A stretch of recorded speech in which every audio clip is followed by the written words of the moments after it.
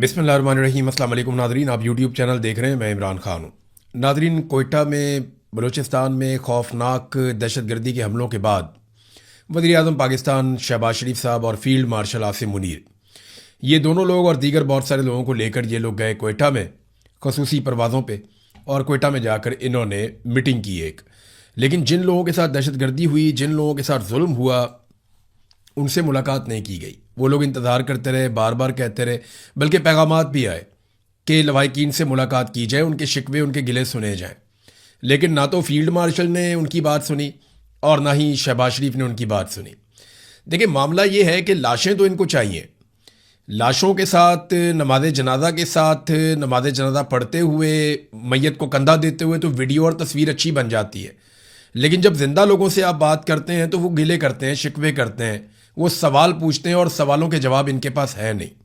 लिहाजा उनसे मुलाकात नहीं की और ये उन्हें छोड़कर वो एहतजाज कर रहे थे। उन्होंने अपने लवाहिकीन यानी पुलिस वालों की लाशें सड़कों पे रखी हुई थी।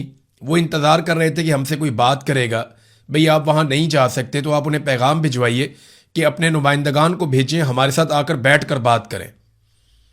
लेकिन उनसे बात नहीं की और शहबाज शरीफ साहब वापस आ गए।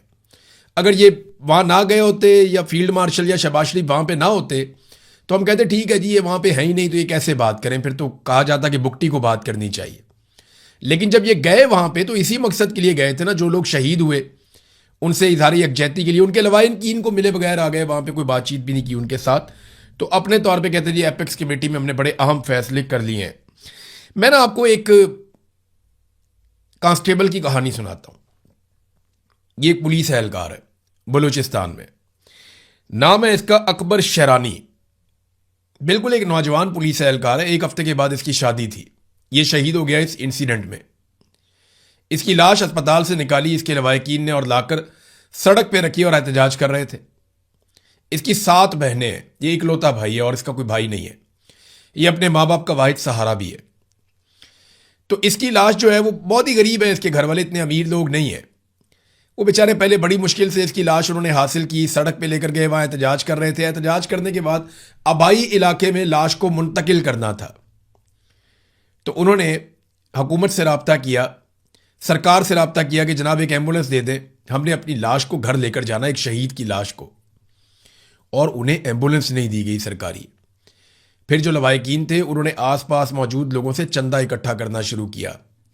30,000 रुपया उन्होंने चंदा इकट्ठा किया, आपस में पैसे डाले और कुछ उन्होंने इधर उधर से चंदा इकट्ठा किया और उस चंदे के पैसे से उन्होंने एक एम्बुलेंस का बंदोबस्त किया और उसमें अपने शहीद की मैयत को लेकर अपने इलाके में चले गए। जब वो जिंदा था तो उसको लड़ने के लिए बंदूक नहीं दी, उसको हथियार और एमुनेशन नहीं पहुंचाया। और जो डीएसपी लेकर जा रहा था हथियारों को, उसे रास्ते में रोका गया। ये भी एक खबर आई है, मैं इसकी तस्दीक कर रहा हूं, हो जाएगी, कि बजाय इसके कि फोर्सेस फौरी तौर पे हथियार और कुमक पहुंचाती पुलिस वाले जो लड़ रहे थे उनको, जो कुमक या हथियार कोई लेकर जा रहा था उन्हें भी एहलकारों को रोका गया रास्ते में। फिर मकामी लोग निकले अपने वेपन्स लेकर, जितने उनके महदूद वेपन्स थे, उन्होंने भी मुकाबला किया। लेकिन 200 शरपसंद थे या 200 दहशतगर्द थे जिन्होंने हमला किया हुआ था। अब ये 200 दहशतगर्द कौन थे ये मैं आपको बताता हूं। इन दहशतगर्दों ने, इतने जालिम लोग हैं, इन्होंने लाशों के ऊपर तेजाब और केमिकल भी फेंका है।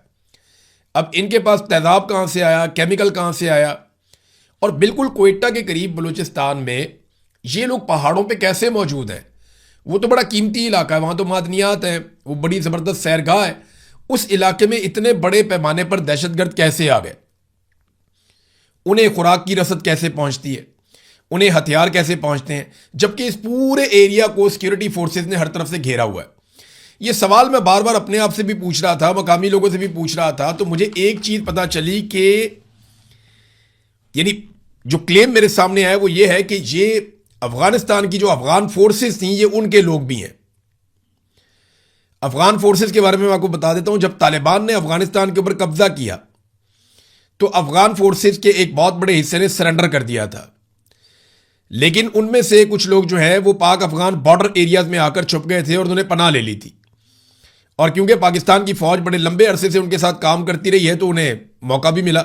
अब वो लोग भी यहां पे बहुत बड़ी तादाद में मौजूद हैं जिनके पास ट्रेनिंग भी है और जदीद हथियार भी है। अब कुछ ज़राए ये कह रहे हैं कि उन्हें यहां पे इसलिए पनाह दी गई थी क्योंकि वो तालिबान के दुश्मन है और जब मौका मिलेगा तो उन्हें तालिबान के खिलाफ इस्तेमाल किया जा सकता है, और उन्हें टीटीपी से लड़वाने के लिए यहां पे इकट्ठा किया गया। अब कुल मिलाकर हमें जो बलूचिस्तान से पिक्चर आ रही है वो ये है कि स्मगलरों को इकट्ठा किया जा रहा है, उन्हें मुसल्लह किया जा रहा है, जो जराइम पेशा लोग हैं जिनके सरों के ऊपर इनामात थे उन्हें भी इकट्ठा किया जा रहा है, फ्री हैंड दिया जा रहा है। फिर जो अफगान फोर्सेस थी जिनसे तालिबान लड़ते थे वो भी यहां पे इकट्ठे किए गए हैं। तो इस तरह अलग अलग किस्म के ग्रुप्स को इकट्ठा करके एक बहुत बड़ी फोर्स तैयार की जा रही है अलग अलग किस्म की, और इनका काम है ये नेशनलिस्ट जो है उनके साथ लड़े, कौम परस्तों के साथ, या बीएलए के साथ लड़े, या दीगर तंजीमों के साथ लड़े, या टीटीपी के साथ लड़े। यानी पाकिस्तान में एक के बाद एक प्रॉक्सी बनाई और तैयार की जा रही है। लेकिन याद रखिएगा, प्रॉक्सी बनाने के खेल में पाकिस्तान को हमेशा नुकसान हुआ है। इदारों ने वक्ती तौर पर फायदा हासिल किया, लेकिन end of the day ultimately Pakistan को इसका नुकसान हुआ है। बलूचिस्तान की इस वक्त की सूरत हाल यह है कि ट्रेनें तक बंद कर दी गई हैं, यानी महदूद मुद्दत तक के लिए ट्रेनें बंद कर दी गई हैं और बलूचिस्तान में आमदोरफ्त रोक दी गई है।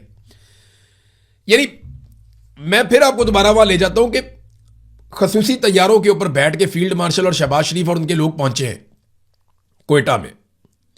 क्यों पहुंचे? कि ये लोग शहीद हो गए थे। अब वो जो शहीद है उनके लिए एम्बुलेंस भी नहीं है, यानी शहबाज शरीफ के लिए, फील्ड मार्शल के लिए, बाकियों के लिए खसूसी तैयारे हैं। वो अपने खसूसी तैयारों में वीवीआईपी प्रोटोकॉल के साथ वो पहुंच जाते हैं कोयटा में, जबकि ये जो शहीद अहलकार है जिसके लिए वहां पे इकट्ठे हुए हैं, इसको इसकी मैयत इसके इलाके तक पहुंचाने के लिए एम्बुलेंस भी नहीं दे रहे। वो बेचारे चंदा जमा करके अपने शहीद अहलकार को लेकर जा रहे हैं। 9 अहलकार नाजरीन बाजियाब करवाए गए हैं। अब इसका क्रेडिट इससे पहले कि कोई ले, मैं आपको असल खबर बता देता हूं। ये 9 अहलकार कैसे बाजियाब हुए, जो रोजनामा कुदरत है उसके अंदर ये खबर छपी है बलूचिस्तान से। वो ये बताते हैं कि अभी तक इन इतलात की मुकम्मल तौर पे तस्दीक या तस्वीर वीडियो सामने नहीं आई, मगर हना ओड़क से जो अगवा होने वाले 9 अफराद हैं उनको मुसल्लह अफराद ने रिहा कर दिया है। ज़राए के मुताबिक मगवी अफराद की रिहाई के लिए कल इलाके के बुजुर्गों और मोतबरीन का एक वफद पहाड़ों में मुसल्लह अफराद के पास गया था। आज मगरिब को मुसल्लह अफराद जो खुद को टीटीपी वाले कह रहे हैं उन्होंने मगवियों को रिहा कर दिया है। यानी वो जो मुसल्लह अफराद पहाड़ों में बैठे हुए हैं उन्होंने जो अगवा किए हुए लोग थे उनमें से 9 को रिहा कर दिया है। और वहां पे आपको ये भी पता है कि 18 के करीब लोगों को शहीद करके उनकी लाशें पहाड़ों में जो है वो फेंक दी गई थी, जिन्हें फिर बाद में मुतासरीन और लवाहिकीन अपनी मदद आपके तहत वहां पे मजदूरों और गाड़ियों को ले जाकर उठाकर लाए थे। पुलिस के अंदर नाजरीन सख्त गुस्सा है, लवाहिकीन के अंदर सख्त गुस्सा है। वो गिले और शिकवे कर रहे हैं कि जी आपने हमारे बच्चों को मरने के लिए छोड़ दिया, जबकि पुलिस में सख्त रद्द अमल है। अब वो फोर्स है एक, मैं नहीं चाहता कि ऐसा कभी हो, लेकिन ऐसा दिखाई देता है कि उनके लिए ड्यूटी करना मुश्किल होता चला जा रहा है। वो अपने आप को बेबस और तनहा महसूस कर रहे हैं। और ऐसी ही चीज़ें खैबर पख्तूनख्वा की पुलिस के अंदर से भी सामने आई थी कि उन्हें ना तो सहूलियात दी जाती हैं और लड़ाई बहुत बड़ी है जिसके अंदर उन्हें धकेल दिया जाता है। तो उस तरह की लड़ाई के लिए उनको इक्विपमेंट भी दिया जाए ना, उन्हें तैयारी भी की जाए। लेकिन पुलिस को बहरहाल धकेल दिया गया। और शहबाज शरीफ साहब जब गए यहां पे कोयटा में तो इन्होंने सबके खिलाफ बात की, लेकिन भारत के खिलाफ बात नहीं की। DGISPR या आर्मी चीफ, ये लोग रोज कहते हैं फितनतुल हिंदुस्तान अल खवारिज और फितनतुल इसराइल और यहूदुल, पता नहीं क्या कुछ इनके अजीब अजीब फितने नाम रखे हुए। इतनी ज़्यादा अरबी बोलते हैं हमें तो समझ नहीं आती, तो वो नाम भी अरबियों के अंदर रखते हैं। तो मामला ये है कि सीधी सीधी बात अभी दहशतगर्द है। अब DGISPR कहते हैं कि इंडिया की जो एजेंसियां हैं वो पाकिस्तान के अंदर दहशतगर्दी करवा रही हैं।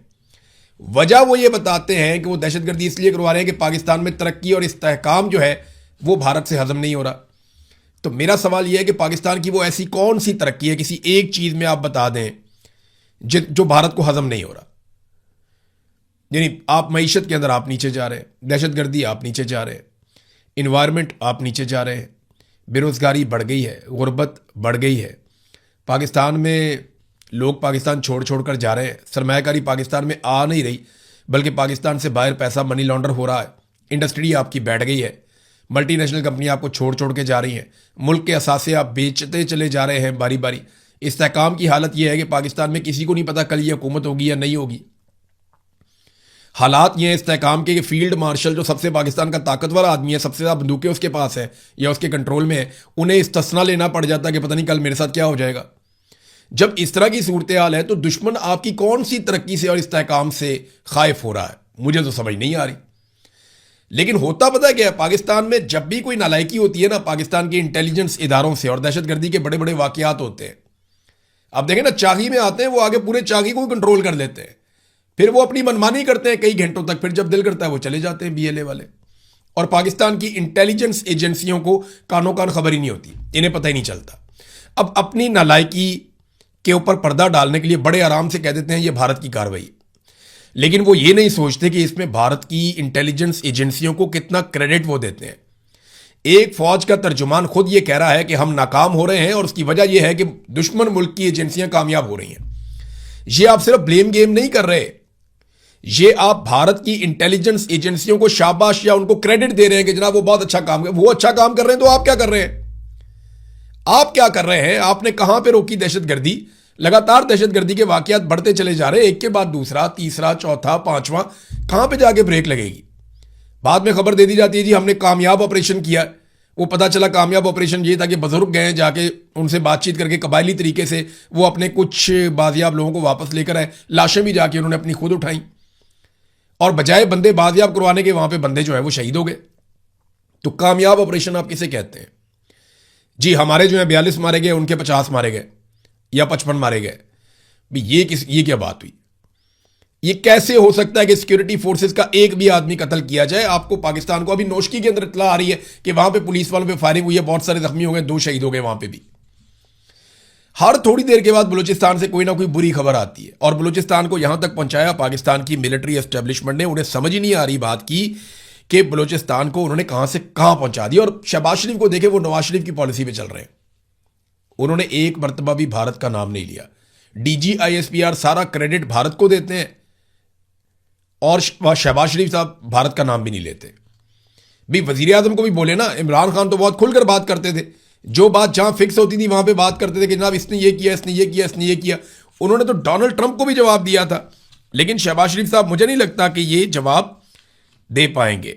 और साबित करना चाहते हैं कि बलूचिस्तान के हालात बिल्कुल नॉर्मल है, वहां पे रिट ऑफ द गवर्नमेंट कायम है, और उसके लिए सहाफ़ियों को इकट्ठा करते हैं, कभी यहां से, कभी वहां से, कभी वहां से। अब तो इनको सहाफ़ी भी नॉन सीरियस किस्म के वाजुकात मिलते हैं। मैं हर दफ़ा नहीं कह रहा, ज़्यादातर उनको नॉन सीरियस किस्म के लोग ही मिलते हैं। जिन लोगों को सहाफ़त की अलिफ बे का भी नहीं पता, उन्हें भी इकट्ठा करके ये ले जाते हैं बलूचिस्तान में। क्या हो तुम्हें कोर्स करवाएं, आओ तुम्हें दिखाएं बलूचिस्तान के हालात कितने अच्छे हैं। इसी तरह अगर आप 60 और 70 की दहाई के अखबारात पढ़ें ना, 60 से 70 के बीच का जो टाइम था, आप अखबारात पढ़ें, उस दौर की किताबों को आप कंघालें, तो आपको पता चलेगा कि इसी तरह सहाफ़ियों को जहाज़ों में भर भर के ले जाया जाता था। कहाँ पे? बांग्लादेश में। और वो वापस आकर ये खबरें देते थे, जनाब वहाँ पे तो कमाल हो गया, पाकिस्तान के साथ मोहब्बत की वहाँ पे एक मिसाल कायम होगी, एक लाजवाल पाकिस्तान के साथ मोहब्बत की कहानियाँ उस दौर में उन लिखारियों ने लिखी हैं, अखबारात में छापी गई, किताबों में लिखी गई। तो वो यही कहानी हमें सुना रहे थे कि जनाब बंगाली तो मर मिटे पाकिस्तानियों के ऊपर, वो इधर वालों से बहुत प्यार करते हैं, वो इश्क करते हैं, वो पाकिस्तानी फौजियों को हार पहना रहे हैं, वो ये कहानियां हमारे यहाँ पे सब अच्छा की रिपोर्ट दी जा रही थी। और इसी तरह के सहाफ़ियों को जो आज भी इनको मैसर है, उस दौर में मैसर से ले जाया जा रहा था, और उस दौर में भी वही कहानियां थी जो आज भी है। मैं चंद अल्फाज आपको बताता हूं ना, ये अल्फाज कभी बदलेंगे ही नहीं। यानी फितना, ये लफ्ज उस वक्त भी इस्तेमाल होता था। मुट्ठी भर शर पसंद, ये भी उस वक्त कहे, आज भी वही कहते हैं। दुश्मन के आलाकार, ये तब भी था, अब भी है। बैरून मुल्क साजिशी अनासिर, ये तब भी है, अब भी है।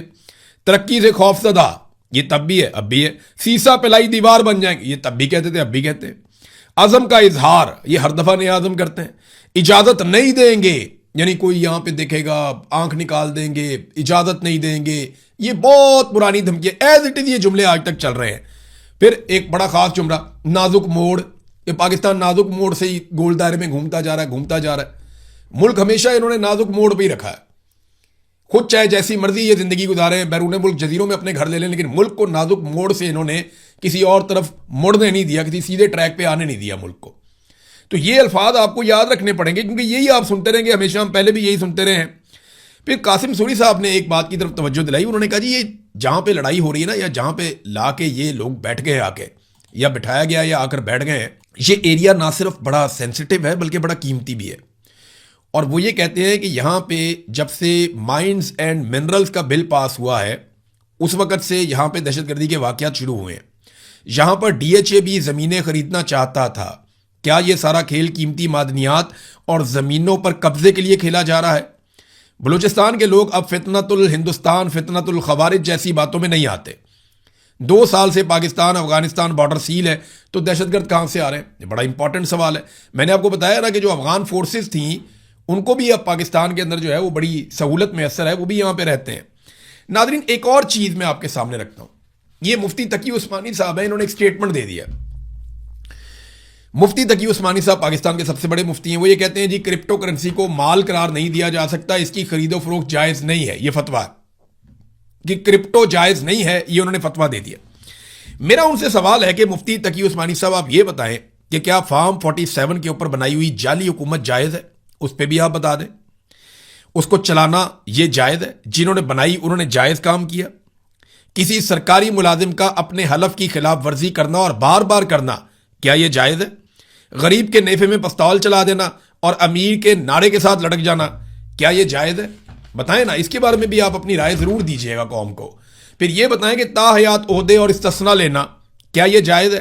डोनाल्ड ट्रंप को नोबेल इनाम के लिए नामजद करना, क्या यह जायज़ है? इसके ऊपर भी आप लबकुशाई करें, जरा पता चले पाकिस्तानियों को मजीद चीज़ों के बारे में आपकी राय उनके सामने आनी चाहिए। नाज़रीन, कश्मीर के बारे में मैं एक चीज़ आपको बताऊं, वहां पे ना एक बड़े ऑपरेशन की मनसूबाबंदी की जा रही है।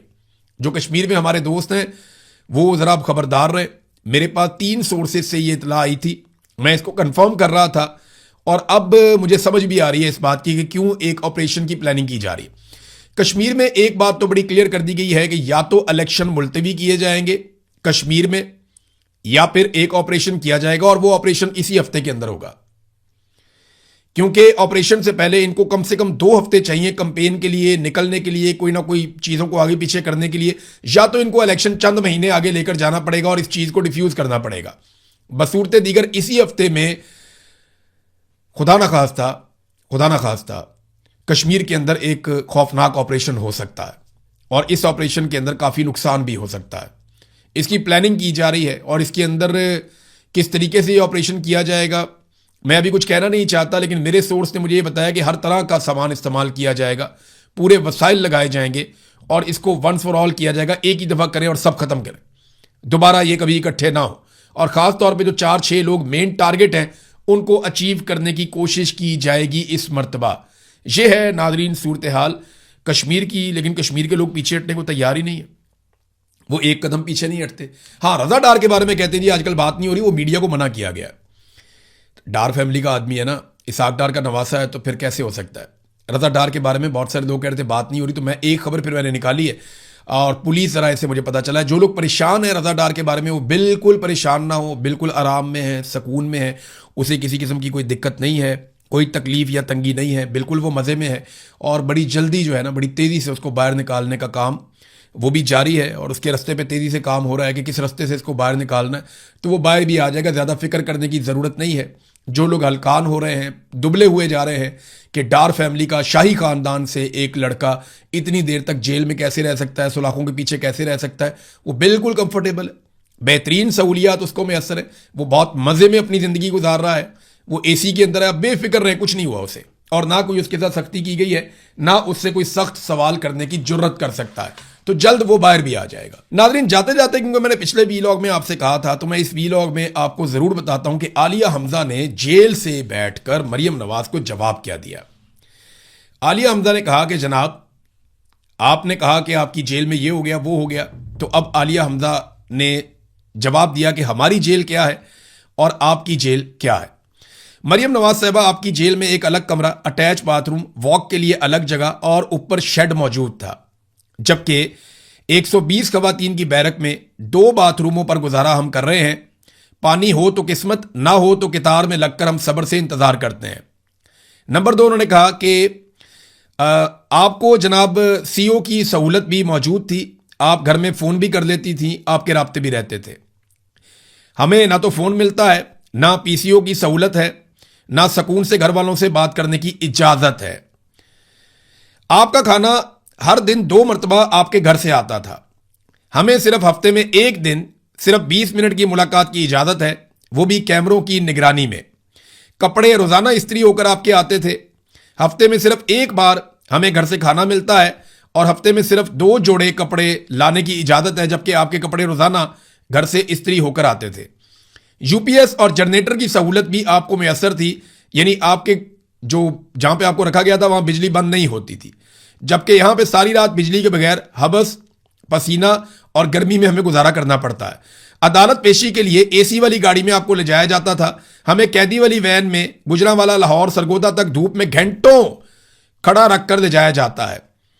आप खुद को गैर महफूज कहकर वॉक के लिए पूरी जेल बंद करवा लेती थी और बाहर निकलकर वॉक करती थी, और कैदी खवातीन के यूनिफॉर्म तक आपकी पसंद के मुताबिक सफेद करवाए गए थे कि जनाब ये जो कैदी खवातीन के यूनिफॉर्म है, इनसे मुझे चिढ़ होती है, इनको दूसरे सिविल कपड़े इनको पहनाएं, ये यूनिफॉर्म नहीं होना चाहिए।